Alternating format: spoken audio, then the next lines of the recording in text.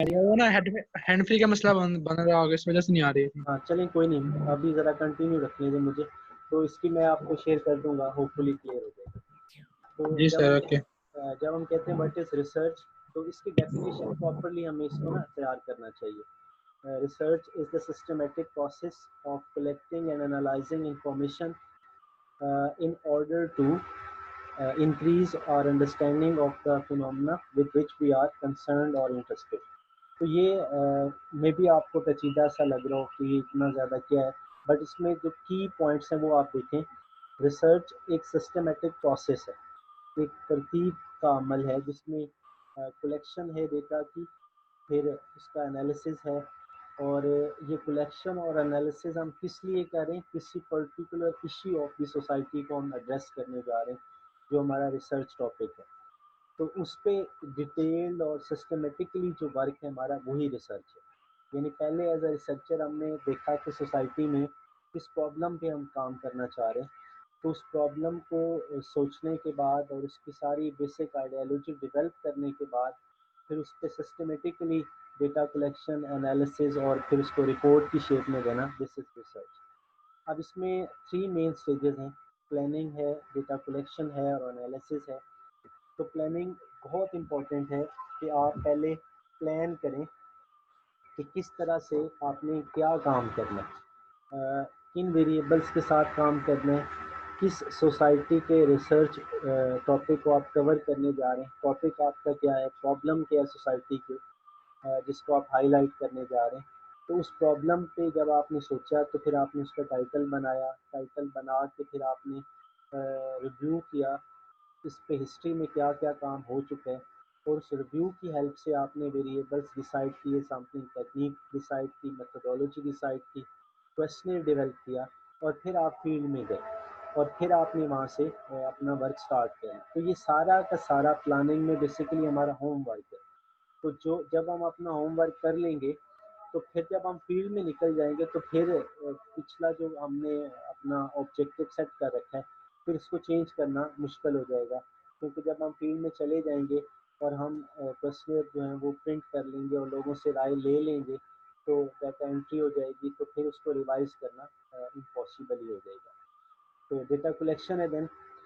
तो data collection पे हम फिर बात करते हैं, उसमें हमारे पास डेटा कलेक्शन की टेक्निक्स है, सैम्पलिंग टेक्निक्स हैं, कितना डेटा लेना है, और टारगेटेड पॉपुलेशन क्या है, सैम्पल पॉपुलेशन क्या है, और लास्ट पे फिर एनालिसिस में हमने कौन से टूल्स अप्लाई करें। तो ये बेसिकली हमारे 3 मेजर स्टेजेस हैं रिसर्च के अंदर। देन जो इसका प्रोसेस है, तो उसमें हमें स्टार्ट लेना है क्वेश्चन और प्रॉब्लम के साथ, फिर उसकी क्लियर आर्टिकुलेशन हमें चाहिए, और आर्टिकुलेशन से मतलब हम उसको अपने गोल को क्लियरली हम आर्ट करेंगे। गोल हमारा क्लियर रहना चाहिए, वहाँ ये नहीं है कि एम्बिग्युइटी हो, क्लैरिटी ना हो। जो टाइटल है उसको सेल्फ एक्सप्लेनेटरी होना चाहिए, टाइटल खुद बता रहा हो कि इस स्टडी का पर्पस क्या है। फिर हमें स्पेसिफिक प्लान को फॉलो करना है, प्रिंसिपल्स को फॉलो करना है हमें, और देन हमें यहाँ ये देखना है कि जो हमारा वर्क है उसमें क्या अजम्पशंस हैं जो हमें फेस करना पड़ सकते हैं। तो उस अजम्पशंस में जब हम बात करते हैं तो वो मे बी हमारे पास अजम्पशंस हों जो मेथड की रिक्वायरमेंट है, मतलब जिस तरह आप टी जी काई वगैरह लगाते हैं, तो जो उनकी अजम्पशंस हैं वो भी हो सकती हैं। फिर हमें पॉपुलेशन के बारे में अज्यूम करना पड़ता है कि वो नॉर्मल है, जो हम सैंपल ले रहे हैं वो रैंडमली और इंडिपेंडेंटली ले रहे हैं। तो ये चीज़ें जो हैं ये अजम्पशंस में आएंगी। फिर requires collection and interpretation of data to answer original research question. तो यहाँ पे हमें ऐसा डेटा कलेक्शन और फिर उसकी इंटरप्रिटेशन हमें चाहिए कि जो रिसर्च क्वेश्चन को एड्रेस करे। अब इसमें हमारे पास जो नेक्स्ट हम देख रहे हैं, वो आप देखें कि जो रिसर्च है उस डिज़ाइन में हमें जिन चीज़ों को कवर करना है, तो यहाँ पे कुछ रेपिटेशन आपको नज़र आ रही है। बेसिकली ये रेपिटेशन इसी तरह से होना है कि पहले हमने रिसर्च टाइटल को डिसाइड किया, फिर हमने उसके जो मेजर हमारे पास 3 फ्रेम थे, जो इसके सेक्शंस थे, उनको एड्रेस किया। तो अब हम बात करें कि इसके जो मेजर हमारे पास स्टेप्स हैं डिज़ाइन में, तो वो हम देखते हैं। A research design provides the framework for the collection and analysis of data. A choice of research design reflects decisions about the priority being given to a range of dimensions of the research process. Involved research method. Research method is simply a technique for collecting data. It can involve a specific instrument such as a self-constructed questionnaire or a well-structured interview.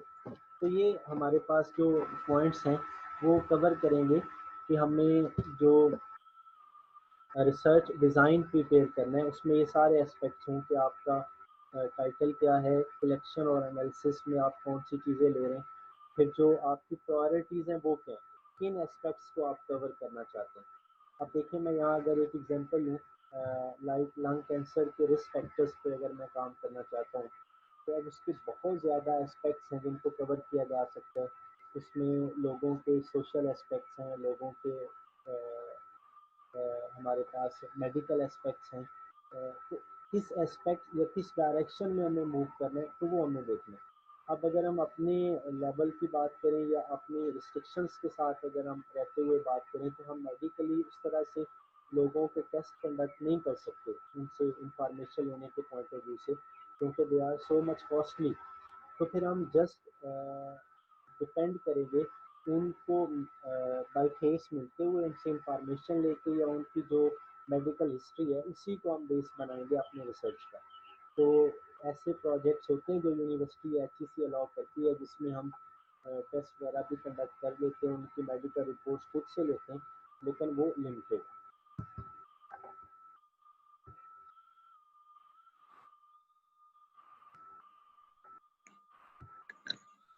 जी इसके बाद देखिए अब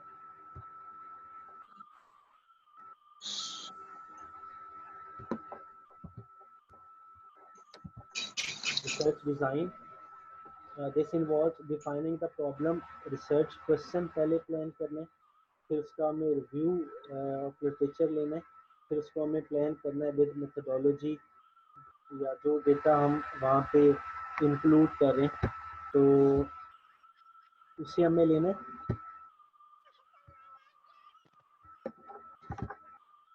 then how feasible is your research approach. अब सिर्फ ये नहीं है कि हम प्लान कर लें तो उसकी कोई प्रैक्टिकल रियलिटी ना हो, हम बहुत बड़ा टॉपिक भी सोच लें, लेकिन उसको जब प्रैक्टिकली हम यूटिलाइज करने पे हैं या यूज़ करने पे हैं तो हमें वहाँ पे किसी भी तरह की कोई अपॉर्चुनिटी अवेलेबल ना हो, तो ऐसा नहीं, यानी सोचें वो जो कर सकें। इसके बाद टूल्स ऑफ रिसर्च हैं।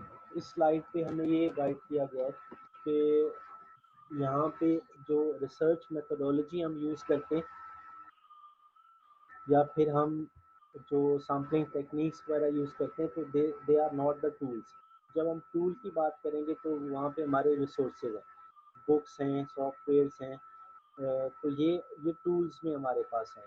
तो जब इनकी हेल्प से हम कंडक्शन कर लेंगे अपने रिसर्च की, तो फिर उस पर जो मेथडोलॉजी हमें यूज़ करना है वो समथिंग एल्स है। तो टूल्स ऑफ रिसर्च से मतलब जो हमारे पास रिसोर्सेज अवेलेबल हैं वो हम उसको कहेंगे। देन हम बात करें what do you need to think about when designing a research, हमें क्या सोच लेके चलना है कि जब हम रिसर्च प्लान करें। तो अगेन आपको डबलिंग नज़र आ रही है, बट ये डिज़र्व करती है कि ये बातें रिपीट की जाएँ। What is the purpose of the research, आप किस गोल को अचीव करना चाहते हैं, सोसाइटी के किस एस्पेक्ट को, किस प्रॉब्लम को आप हाईलाइट करना चाहते हैं, आप क्या कंट्रीब्यूशन देना चाहते हैं सोसाइटी में, तो ये पर्पस ऑफ रिसर्च होगा। What are your units of analysis, तो यूनिट से मतलब यहाँ इंडिविजुअल्स हैं जहाँ से हम डेटा लेने जा रहे हैं। अगर हम इंडस्ट्रियल साइड पे जा रहे हैं तो मे बी वो फैक्ट्रीज हों जहाँ से हमें डेटा लेना है। अगर हम ह्यूमन रिसोर्सेज की बात करें तो मे बी वो इंडिविजुअल्स हैं, वो पेशेंट्स हैं, वो वर्कर्स हैं जिनसे हमें डेटा लेना है। एग्रीकल्चर साइड पे जाएँ तो वो फील्ड्स हैं जहाँ से हमें डेटा लेना है। तो यूनिट से मतलब वो इंडिविजुअल है। What are your points of focus, आप किन पॉइंट्स को फोकस करना चाहते हैं, तो इस पे भी हमें थोड़ा डिटेल से सुनना है। अब कि जब हम कह रहे हैं risk factors of lung cancer, जैसे मैंने अपनी स्टडी का टाइटल रखा, या हमारे कुछ स्टूडेंट्स काम कर रहे हैं habits of sleeping habits of the students या eating habits of the students पे अगर काम करें, या ओवरऑल अगर वो कह रहे हैं habits of the students while they stay in university, वो ये रिसर्च का टॉपिक है हमारा, student habits while they stay in study. तो अब उसमें हैबिट्स में जब हम बात करेंगे तो मे बी हम बात करें उनकी स्पोर्ट्स एक्टिविटीज़ की, हम बात करें उनकी डाइट एक्टिविटीज़ की, हम बात करें उनकी स्लीपिंग एक्टिविटीज़ की। तो ये जो एक्टिविटीज़ हम सामने ला रहे हैं, तो बेसिकली ये हमारे वो पॉइंट्स हैं जिन्हें हम फोकस करना चाह रहे हैं, या इन्हें हम सब ऑब्जेक्टिव्स कह सकते हैं, जिसपे हम डिटेल से काम करना चाह रहे हैं। तो जो हम इंट्रोडक्शन के अंदर हमने पढ़ लिया है कि इंट्रोडक्शन जब हम लिखते हैं तो वहाँ पे ऑब्जेक्टिव्स ऑफ द स्टडी 5-6 हम ऑब्जेक्टिव्स हाईलाइट कर देते हैं। जैसे मैं एग्जांपल 2 यहाँ पे दोबारा रखूँ, तो यहाँ हम कह रहे हैं कि जिस तरह हम कह रहे हैं कि लंग कैंसर के रिस्क फैक्टर्स हैं, तो मे बी हम वहाँ पे बात करें कि जो रिस्क फैक्टर्स हैं वो हमारे पास रीजनल हैं, जेंडर वाइज हैं, उनके लिविंग एरिया के हिसाब से हैं, उनके किसी और डिजीज़ के साथ हिस्ट्री के साथ है, तो वो हमारे सब objective. Then what is the time dimension, तो टाइम को भी कंसीडर हमें करना है, वी आर स्टूडेंट्स। तो हमें ये देखना है कि क्या जो स्टडी हम प्लान कर रहे हैं वो with in a semester cover हो सकती है या नहीं।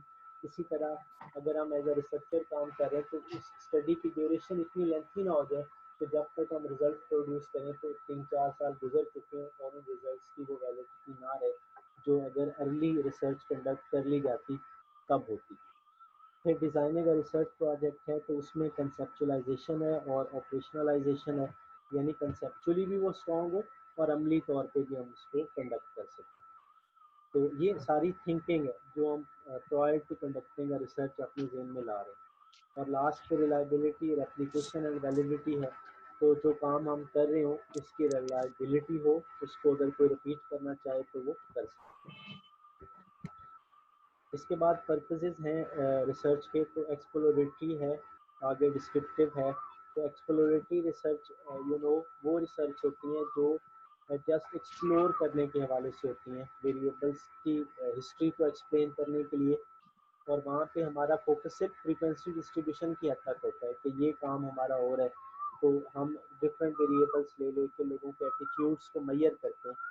जैसे अभी हम अगर कोरोना की हम बात करें, तो कोरोना के हवाले से अगर हम एक्सप्लोर करना चाहें कि सोसाइटी क्या सोचती है इस हवाले से, तो हम एक क्वेश्चन डेवलप कर दें और लोगों से राय लें और बताते जाएं कि ये एक्सप्लोर हमने किया है टुवर्ड्स कोरोना। डिस्क्रिप्टिव रिसर्च है, तो यहाँ पे हम जब डिस्क्रिप्टिव रिसर्च की बात करते हैं तो फिर हम डिस्क्राइब करने की तरफ आते हैं। और डिस्क्रिप्शन जो है वो हम ग्राफिकली भी करते हैं और न्यूमेरिकली भी करते हैं। न्यूमेरिकली में इसी तरह measures of central tendency, dispersion, regression, correlation वगैरह लगा के हम डिस्क्राइब करते हैं कि हमारे इस क्वेश्चनर के अंदर जो वेरिएबल हमने लिए वो किस तरह का पैटर्न रखते हैं। जी, इसके बाद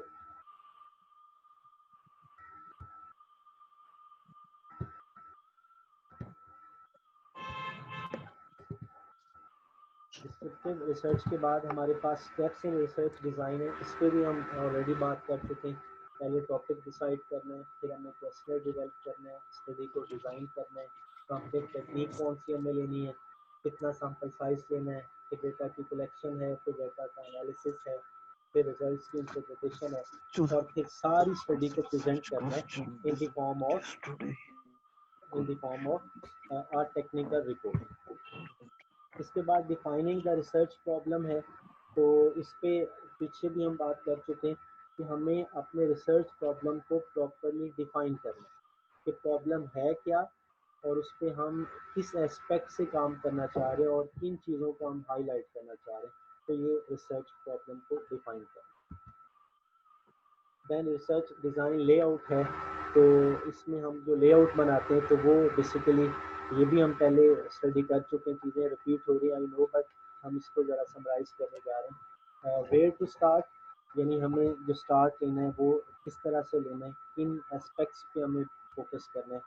हमारे स्टडी का टाइटल क्या है, बैकग्राउंड इंफॉर्मेशन क्या है, लिटरेचर हमारा कितना स्ट्रॉन्ग है, एम्स एंड ऑब्जेक्टिव्स क्या हैं, मेथडोलॉजी हम क्या यूज़ करें, जो टाइम ड्यूरेशन है क्या वो हमें अलाउ करता है, फिर डाटा का एनालिसिस है, देन इथिकल इश्यूज, और फिर जो रिसोर्सेज है हमारे पास, और लास्ट पे जो कंट्रीब्यूशन है हमारा, ठंडा हो इस गया। इस स्टडी का कंट्रीब्यूशन क्या है वो हम देखें। इथिकल इश्यूज पे मैं 2-3 दफ़ा ये वर्ड यूज़ हुआ है स्टडी में। तो इथिकल इश्यूज का मतलब है कि जिन लोगों को हमने अपनी स्टडी का हिस्सा बनाया है, तो हमने अपनी सारी जो ऑब्जेक्टिव्स हैं वो उससे हमने उसको इन्फॉर्म कर दिया, और फिर हम उसकी प्राइवेसी को रिस्पेक्ट में, उसकी चीज़ों को कॉन्फिडेंस में हम रखें, और किसी तरह का during conducting study and after conducting study हम उनको हार्म ना पहुँचाएं। और आखिरी स्लाइड है हमारे पास, रिसर्च डिज़ाइन एक्सरसाइज है। तो यहाँ हम बेसिकली सारे काम को एक्सरसाइज करेंगे, प्रैक्टिस करेंगे, जो रिपोर्ट की फॉर्म में मैंने आपको काम दे दी है। तो इन चीज़ों को सामने रखते हुए आपने title, introduction, review, methodology, references वगैरह इस सारे को प्लान करना है। सो ये इंट्रोडक्टरी किस्म का हमारा लेसन था आज का। थोड़ा मे बी बोरिंग हो आपके लिए जिन्होंने पढ़ रखा है, तो जिन्होंने पढ़ा होगा तो उनके लिए रिपीट हो रहा होगा, जिन्होंने नहीं पढ़ा तो मे बी उनके लिए हेल्पफुल हो। तो अभी क्वेश्चंस की तरफ हम आते हैं। तो काइंडली ज़रा अगर आपके क्वेश्चंस हैं और प्रॉपर क्वेश्चन है तो उनको एड्रेस करें आप।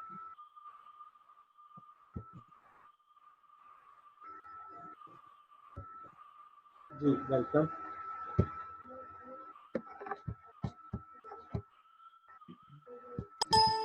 जी एनी क्वेश्चंस? सर जी SPSS के हवाले से एक प्रॉब्लम आ रहा है। जी जी करें क्वेश्चन शाबाश। सर वो इंस्टॉल ही नहीं हो रहा। इंस्टॉल नहीं हो रहा, ठीक है। तो उसके लिए ना आप ये करें, आपके पास कौन सा वर्जन है? सर मेरे पास 2022 20 20 जी बोलें। आई थिंक यही है, तो आप 2013 का है सर। अच्छा, आप ऐसा करें ना, कि शायद आप पहले ग्रुप में भी आप ही क्वेश्चन कर रहे थे मुझे। Yes sir. सर वो पहले मैंने ट्रायल किया था, वो हो गया था, और ट्रायल अब खत्म हो गया, तो वो दूसरा नहीं हो रहा। असल में ना ये है अभी इस किस्म का सॉफ्टवेयर और ऑनलाइन भी इस तरह अवेलेबल नहीं होना। तो या तो इस तरह आप कर लें कि इंडिविजुअली आप मुझसे कांटेक्ट करें, आप उधर ऑन करें। तो मैंने पहले भी ऐसे ही आपसे कहा था, और आप वन बाय वन स्टेप इधर मैं आपको गाइड करता जाऊँ और उधर आप करते जाएँ। तो लास्ट पे जो प्रॉब्लम आती है ना, वो उसकी जो की है उसको देना होता है, तो वो वहाँ पे मे सर बी। वो मैंने डाउनलोड किया है, लेकिन वो सर ऑप्शन ही नहीं दे रहा कि इसको कैसे इंस्टॉल करना नहीं, वो मैं आपसे, इंस्टॉल। आपने डाउनलोड कर लिया है ना? Yes sir. तो ठीक है, आप किसी टाइम पे मुझसे पहले प्लान कर लें और फिर आप इधर शुरू करें, मैं इधर आपको गाइड करते जाऊँ, हो जाएगा इंशाल्लाह। Okay sir. जी और कोई क्वेश्चन करें? सर मेरा क्वेश्चन इंट्रोडक्शन जी वगैरह जी पे जो आपने मैसेज किया था, जी जी। सर उसको थोड़ा गाइड कर दे कि जो हमने इंट्रोडक्शन वगैरह लिखना है, पहले तो हमने किसी के आर्टिकल्स वगैरह लेके उसको करके लिखा था, तो इस बार हम खुद अपने टॉपिक के मतलब सारा लिखेंगे। मैं क्वेश्चन आपको समझ गया हूँ। इंट्रोडक्शन की जो हम बात कर रहे हैं ना, ये इंट्रोडक्शन बेसिकली आपने बताना है कि टाइटल जो आप ला रहे हैं फ्रंट पे, तो उसका, उसकी बैकग्राउंड हिस्ट्री क्या है। तो अगर तो वो मेडिकल से है तो आप ऐसा करें कि उसकी मेडिकल टर्म्स को थोड़ा थोड़ा एक्सप्लेन कर दें। फिर आप बता दें कि जो हम स्टडी कंडक्ट करने जा रहे हैं उसके जो इफ़ेक्ट्स हैं ओवरऑल वर्ल्ड वाइड क्या है। नैरो डाउन वो जो हमने वर्ड वहाँ पे यूज़ किया था, इन्वर्टेड पिरामिड स्टाइल, तो उसको फॉलो करते हुए आप पहले उसके वर्ल्ड वाइड ट्रेंड्स, फिर एशिया वाइज, फिर पाकिस्तान वाइज, और फिर स्पेसिफिक टू योर रीजन आप इसको ऐड करते जाएं। और फिर इंट्रोडक्शन के अंदर ही आप बता दें कि ये चीज़ें जब मैंने ली हैं, लाइक अगर मैं लंग कैंसर की बात करूँ पाकिस्तान में, तो मैं पहले वर्ल्ड वाइड ट्रेंड बताऊँगा कि एनुअली कितने लोगों को ये इशू होता है। फिर मैं बात करूँगा सेकंड पे जाके कि वहाँ पे एशिया वाइज ट्रेंड्स के हैं, फिर पाकिस्तान में ट्रेंड्स के हैं पिछले कुछ सालों में, वो फिगर बता के बेसिकली मैं प्रॉब्लम की जो वैलिडिटी है या उसकी जो इम्पोर्टेंस है उसको हाईलाइट करूँगा अपने इंट्रोडक्शन के अंदर। जी जी sir, thank you. Any other question, please?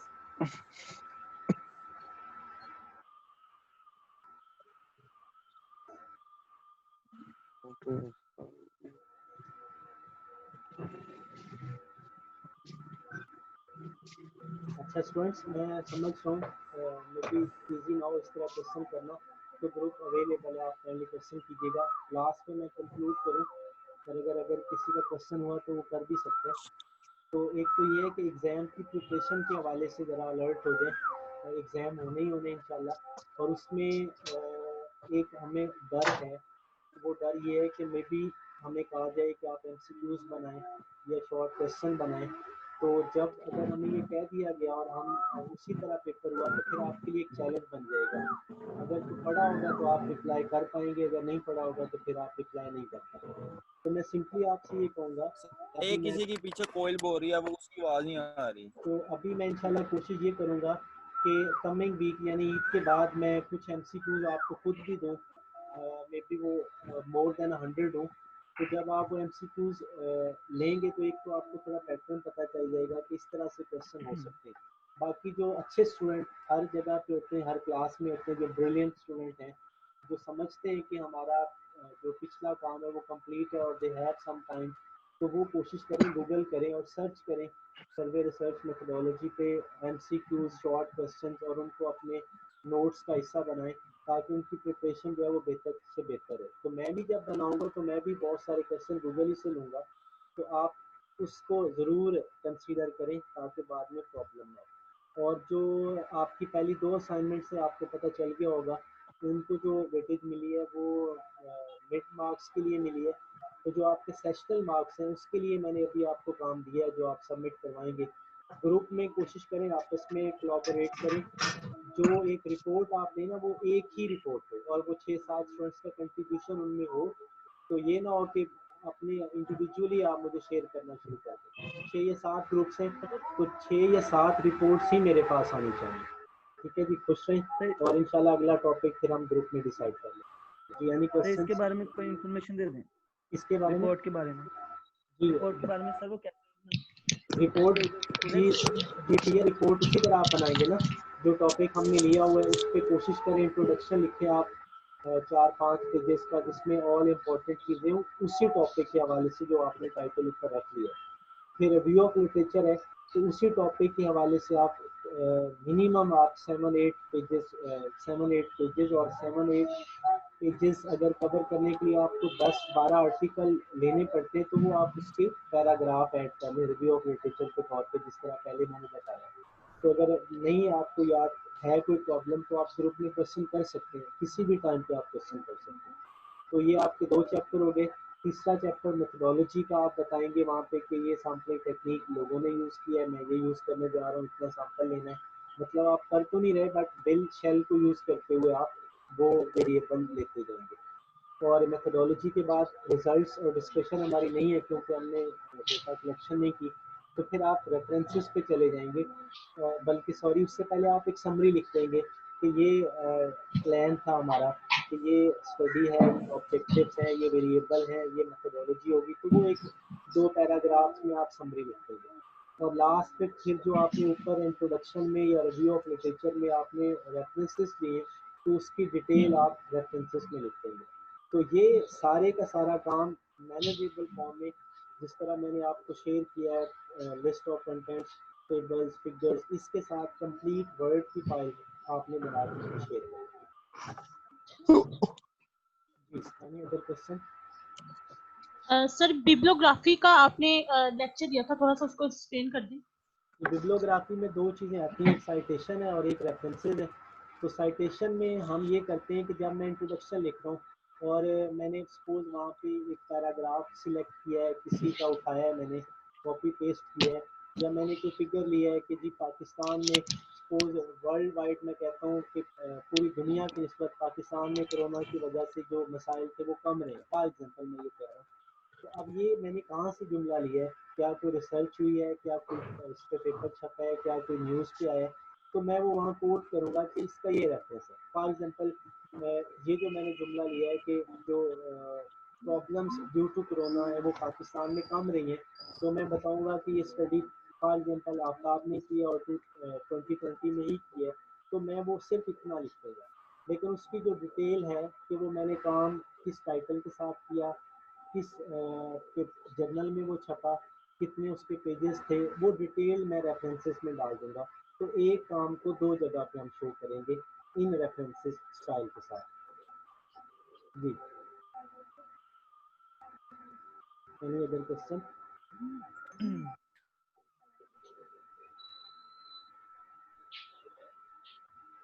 Sir syllabus कितना होगा? ये कौन बात कर रहे हैं? Roll number 8। नाम नहीं बताना। कह रहा हूँ सर। अच्छा जी, सिलेबस हमारा भाई मुकम्मल ही है, और आप देख रहे हैं कि हमें ना टाइम काफ़ी मिल गया था यूनिवर्सिटी की तरफ से। तकरीबन 36 लेक्चर हमारे हो चुके। कोरोना के बाद 2 हफ्ते मैंने पढ़ाया था ऑनलाइन, वो मैंने अटेंडेंस नहीं लगाई, तो वो 40-42 लेक्चर बनते हैं। तो काम तो हमारा मुकम्मल है, लेकिन आप कोशिश करेंगे कि जो चीज़ें थोड़ा जल्दी में कर दें तो इसको ज़रा डिटेल्ड फॉर्म में आपसे शेयर करते जाएँ, ताकि ज़रा आपका एक्सपोजर और अच्छा होगा।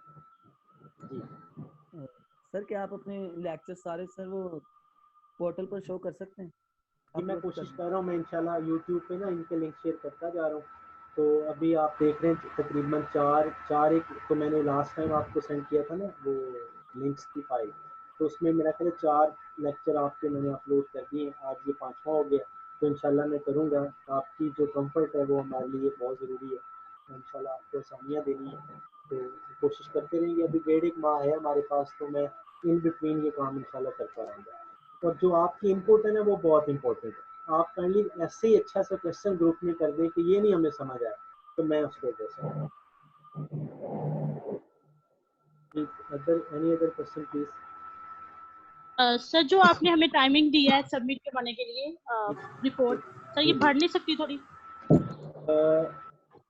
अब ये टाइम बढ़ाने का फ़ायदा तब है अगर कुछ करना हो, और मैं भी चाहता हूँ कि ज़ाहिर है अब 6-7 फाइलें मुझे मिली हैं, तो मैंने उनको पढ़ना है, उनकी मिस्टेक्स को हाईलाइट करना है, फिर आपको दूंगा, आप उसको करेक्शन करेंगे, तो ये सिलसिला चलता रहेगा। मेरा ख्याल है आप इसी डेट को रखें, मुझे पहली दफ़ा सबमिट करवाएं, फिर 4-5 दिनों में मैं उसको पढ़ूँ, फिर आपको सेंड करूँ, फिर आप करेक्शन करें, तो वो ज़रा काम चलता रहे। अगर मैं ऐसी एक वीक पढ़ा दूँ तो फ़ायदा नहीं होना मेरा ख्याल। जी सर। कोई और क्वेश्चन है तो कर लीजिए। आरएस आ गया जी दूध लेके, तो अब मैं अब सर स्टॉप करता आपकी आवाज ही हूँ। नहीं तरह आती हमें। हाँ, मैंने सर कहा आप आरएस जो है वो दूध लेके आ चुका है, और अभी अभी वो 10 मिनट पहले पहुंचे हैं, अब उसमें शायद सब्जी लेने जाना है। तो थैंक यू वेरी मच, खुश रहें, दुआ में याद रखें, अल्लाह हाफिज।